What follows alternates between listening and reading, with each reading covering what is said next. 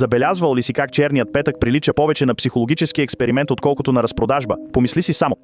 Магазините твърдят, че получаваш огромни отстъпки, но често цената е същата като обичайната от преди 2 седмици. Това не е сделка, а капан. Но ето частта, за която никой не говори.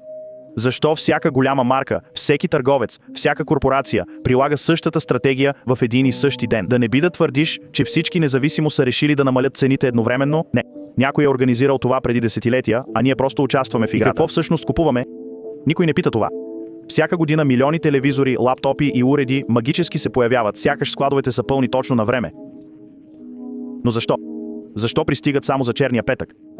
Някои служители твърдят, че им нареждат да крият стоката с месеци. Други казват, че се появяват специални партиди с по-евтини части, направени само за черния петък. Същият модел, различно качество. Забелязвали ли сте, че телевизор от черен петък никога не издържа колкото този купен през март? Най-странната част. Компаниите дори не печелят от повечето от тези сделки. Ако не става дума за печалба, за какво всъщност става въпрос? Контрол на тълпата, кондициониране на поведението, тестват докъде могат да тласкат хората с фалшив недостиг. Не казвам, че черния петък е капан, просто казвам, че е странно как всяка година най-големите корпорации използват същия трик, а ние чакаме отвън в 4 сутринта, сякаш са го планирали точно така.